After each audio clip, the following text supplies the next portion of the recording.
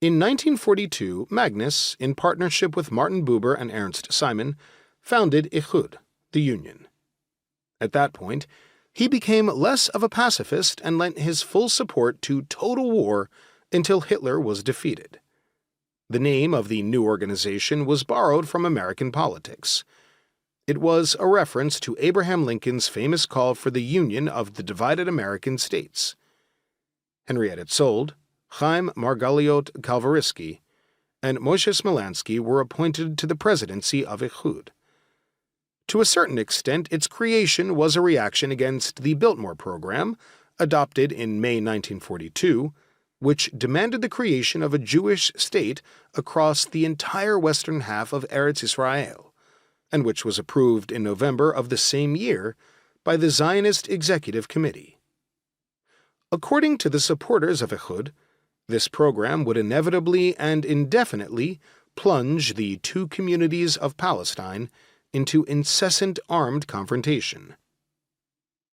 The members of Ichud saw the painful events of 1936 to 1939 as a warning sign of a long process of conflict that the generations would lament.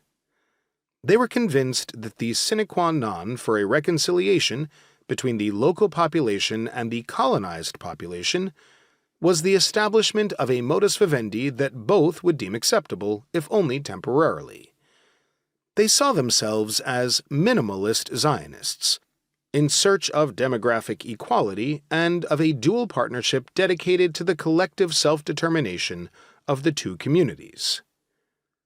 In a letter addressed personally to Morris Lazaron, one of the American leaders of Reform Judaism, Magnus wrote in 1942, "It is true that Jewish nationalism tends to confuse people, not because it is secular and not religious, but because it is a sadly chauvinistic, narrow-minded, terrorist nationalism in the purest style of Eastern European nationalism."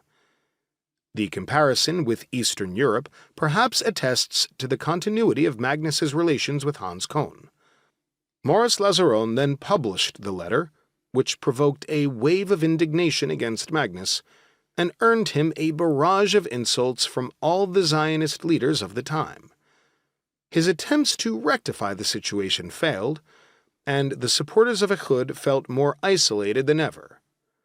Some time later, Ben-Gurion declared, "I believe Dr. Magnus detests Zionism, and yet as a person he has a stature by comparison with which many Zionists are lacking in positive personal qualities."